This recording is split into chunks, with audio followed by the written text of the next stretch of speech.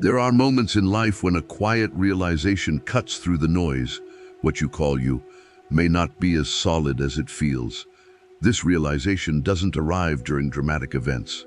It emerges in small pauses, when you're alone, when your mind stops running, when the world around you becomes still enough for a deeper question to rise on its own. Who is the one watching the world from behind your eyes? This question doesn't come from doubt. It comes from experience. From the strange moments when your behavior contradicts your identity, when you react before you think, when you say something you didn't intend to say, when you make choices that go against what you once called your personality and yet feel they came from inside you. It's unsettling, but it reveals something important. The you defend so much might not be the true observer of your life. Since childhood, you were taught to believe in a single, unified, stable self, a central I that chooses, decides, and controls the way your life unfolds. This idea is comforting because it gives the illusion of continuity, as if one consistent character has been driving your body and mind since the day you were born. But when you look more carefully, that character begins to dissolve. It becomes blurry, fluid, unreliable. The human mind is a storyteller. It builds narratives to justify your actions. It creates explanations for your moods. It manufactures meaning even where there is none. And the strange part is how easily you believe these explanations. You accept them as truth, even when they were assembled after the fact. Much of your identity is held together by memories you didn't choose and can't verify. Memories shaped by emotion, expectation, social pressure, and interpretation. Memories that shift and change every time you recall them. What you call yourself is not a fixed sculpture. It's a constantly updated collage, and yet you cling to it as if it were something permanent. This is where a subtle but powerful error happens. You confuse the content of your mind with the consciousness that sees that content. You define yourself by the stories instead of noticing the awareness that is watching those stories unfold.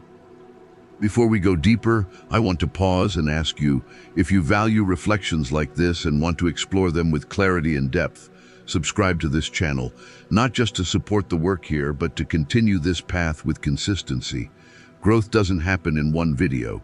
It happens step by step, insight by insight, and I'd like to guide you through all of them. Now, returning to the point, you believe you produce your thoughts, but thoughts appear on their own. You believe you manage your emotions, but emotions rise automatically in the body long before you consciously feel them. You believe you make your choices, but the impulses that shape those choices begin forming in the unconscious long before they reach awareness. If you observe honestly, you'll see that your mind operates like a system of competing parts. One part wants discipline, another wants comfort. One part wants to build your future, another part wants distraction. One part wants peace, another part craves chaos. Each part has its own voice, its own motivations, its own urgency. Yet you call all of these voices by the same name, me. This is where the illusion becomes dangerous. You assume there's a single self inside your head, and that this self is the author of everything happening in your inner world. But look closely. The observer, that quiet presence behind your eyes, doesn't behave like the character you call you. The observer doesn't react. It notices reactions. It doesn't generate thoughts. It sees thoughts rise and fall. It doesn't cling to emotions. It perceives emotions like clouds passing through the mind. It doesn't get carried by memories. It recognizes them as events appearing in awareness. This observer has no age, no biography, no identity. It doesn't share your fears or ambitions. It was present in your childhood, present during every change you've gone through, present during every shift in personality, opinion, belief, or desire. The observer remains unchanged while the character changes continuously. What you call you is like a performer who enters and exits the stage, but the observer is the stage itself, the silent space where every internal event unfolds. The problem is that you've spent your whole life identifying with the performer and forgetting the stage. This is why suffering grows. When the mind storms, you storm. When fear rises, you believe it defines you. When doubt appears, you feel small and incomplete. When the story changes, you feel lost. But this happens only because you mistake the passing weather for the sky. The first chapter of this journey brings you to a single truth. The observer behind your eyes is not who you think it is. The character you defend, protect, and try so hard to control is just a layer. The true awareness beneath it has been quiet, patient, and unnoticed. And this is just the beginning. As you continue to examine your inner world with honesty, something becomes unmistakably clear. The mind does not function as one unified entity. It behaves like a collection of independent forces, each pulling you in a different direction. One force wants to wake up early, another wants 5 more minutes. One force wants to pursue a dream, another tries to sabotage the attempt before it begins. One force seeks peace, another feeds on distraction. None of this means you are broken. It means you are human. The real issue begins when you assume all of these forces are you. Modern neuroscience reveals a truth that ancient Eastern philosophy understood long ago. The mind is not a single voice. It's an entire ecosystem. Thoughts appear before you decide to think them. Emotions emerge before you interpret them. Impulses arise before you consciously choose to act on them. And yet, after the mind acts, a narrative appears explaining why you did what you did, as if you consciously planned everything from the start. This is the illusion of authorship. Because your mind produces content so quickly, your awareness fuses with it. A thought arises, and you immediately assume, I thought that. An emotion appears, and you conclude, I am feeling this. But if you slow down for even a moment and observe directly, you will see something different. None of this asks for your permission. Thoughts, memories, fears, judgments, fantasies, they emerge automatically, like waves rising from the ocean. This is the first fracture between who you think you are and what you actually are. You don't control what appears in the mind, but you claim ownership over it. You don't choose which emotions arise, but you blame yourself for them. You don't consciously shape every impulse, yet you build an identity around what the mind produces. A deeper fracture becomes visible when you realize that the observer behind your experience is not the same as the character who reacts. The observer sees thoughts, but doesn't create them. It witnesses emotions, but doesn't personalize them. It notices memories returning, but is not shaped by those memories. The observer is like a vast sky, silent, open, unchanging, while the content of the mind is like weather continuously shifting within it. But you were taught to believe you are the weather. When the mind becomes stormy, you believe you are stormy. When fear rises, you believe you are fear.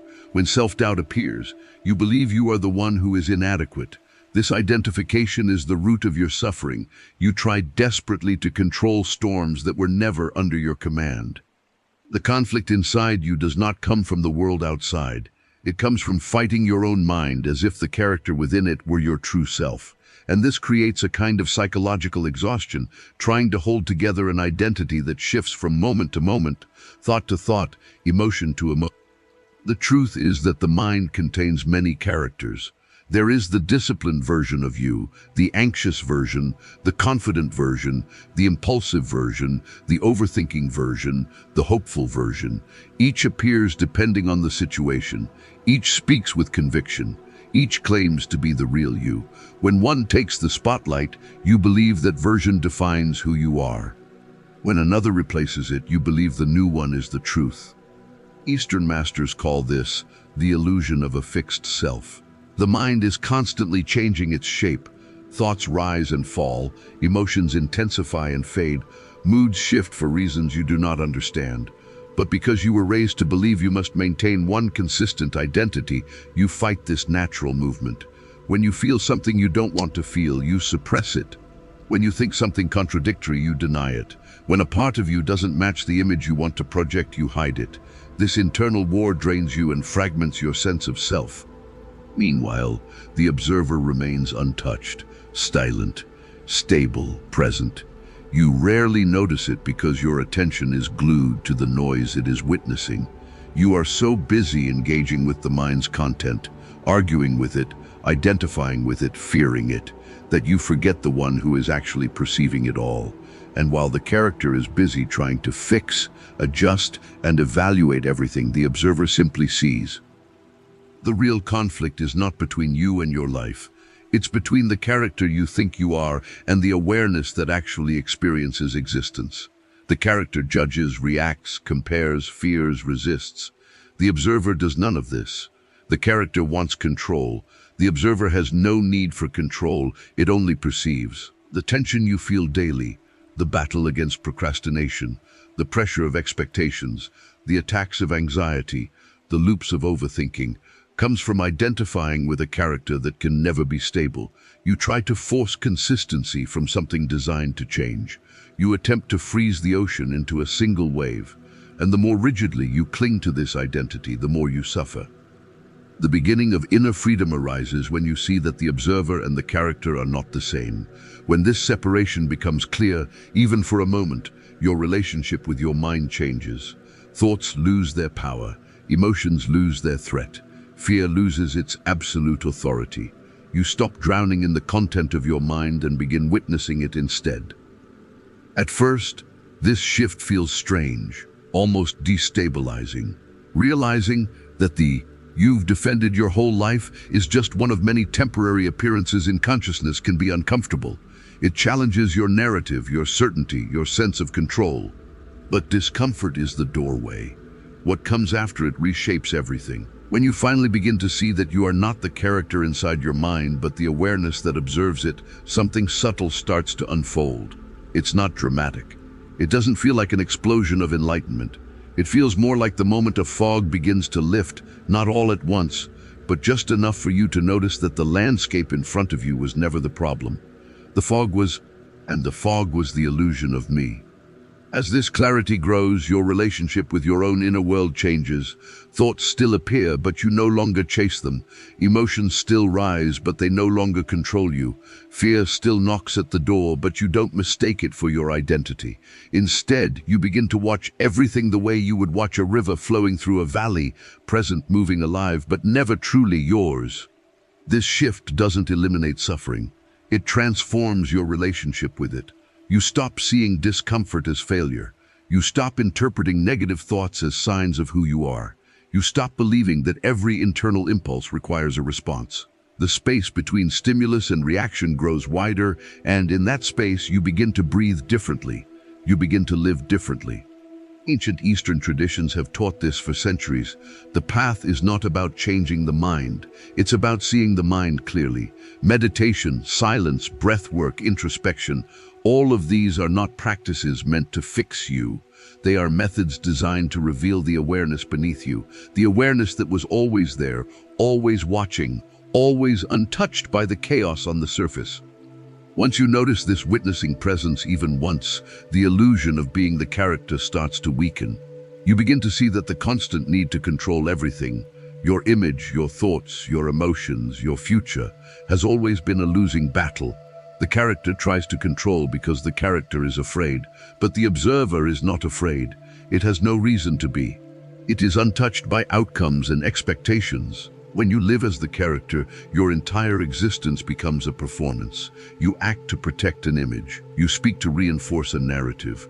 You chase goals not because they matter deeply, but because they reinforce a version of yourself you're terrified of losing. This is why life feels heavy. This is why pressure grows. This is why you often feel like you're carrying a weight that no one else sees. You're trying to hold still something that was never meant to be still. But when you begin to rest as the observer, the weight drops.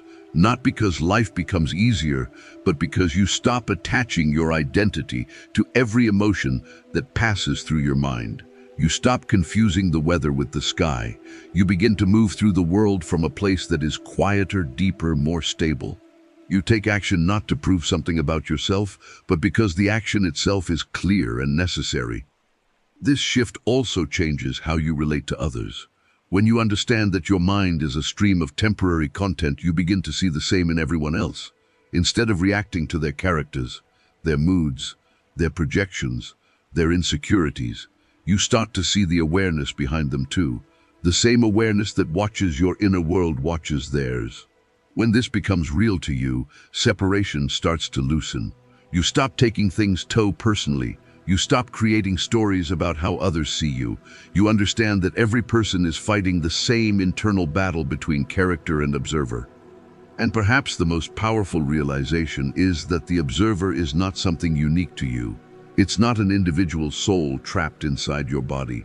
It is the same field of consciousness that appears in all human beings. It is the same silent presence behind every pair of eyes.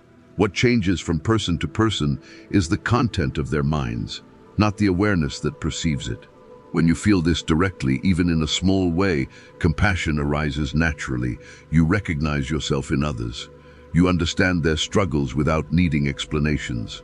You become less reactive, more grounded, more connected. Living from this place doesn't make life perfect, but it makes life real. You no longer drown in every emotion. You no longer cling to every thought. You no longer fear your own mind. You begin to trust the process of life because you begin to trust the space inside you that never changes. Growth, discipline, clarity, purpose, all of these flow more easily when you stop trying to force the mind into what you want it to be. You learn to work with it instead of against it. What remains at the end of this journey is simple. The observer behind your eyes is not who you thought you were. You never were the character. You were always the awareness watching it unfold, the silent witness behind every moment, every thought, every memory, every breath. And if you stayed with me until the end of this chapter, I want you to write in the comments so I know you're one of the rare ones who completed the journey. I am the observer.